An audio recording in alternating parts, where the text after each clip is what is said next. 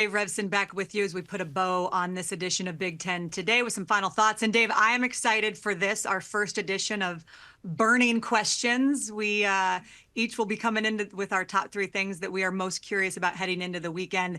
All bat lead off, and I will admit it was hard for me to whittle it down to 3 things. But number 3, what is Ohio State's biggest question as they get ready to head into league play? The Buckeyes are coming off a bye. They've got Marshall this weekend, so I don't think we're going to have, this answer this weekend. But so far against lesser competition, they have looked exactly like the national championship contenders we expected them to be.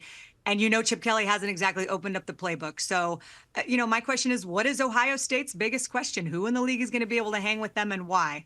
So how about you, Dave? And what if the question is, that there is no question, Ashley? That's right? To get philosophical here.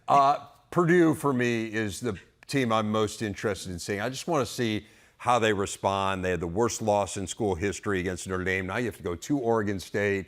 Oregon State just lost to Oregon, so they're not going to be in a great mood. Purdue's schedule is very difficult, 5 of the next 7 against ranked teams. I just feel like they have to play really well this week to keep things from spiraling here.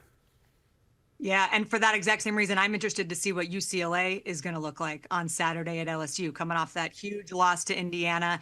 What is going to be their demeanor, their approach? No one expects them to win in Death Valley, but what have the first 2 games taught them? Can they be more organized, confident, opportunistic, and put that game at the Rose Bowl behind them? Because their schedule is no joke coming up, Dave.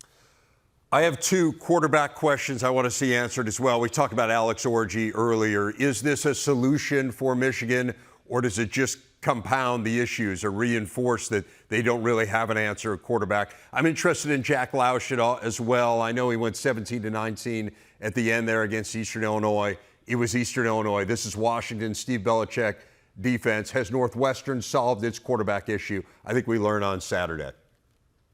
Well, I'm glad you brought that up, and I know we're tight on time, but this may sound silly. As someone who is new to the league, I have been reading about and watching these teams for the last couple of months, but every Saturday I am learning about a player or a backstory that I just love and didn't know.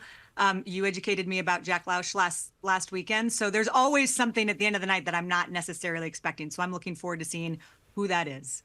And what if that person is Cade McNamara, who led Michigan to the college football playoff a few years ago, and now he's trying to get things going again in Iowa? I think this is a really good test of just how good their pass game is, Ashley, because can they get it done against an elite opponent? We will see on Saturday. We will see you on Saturday, and I will see you tomorrow.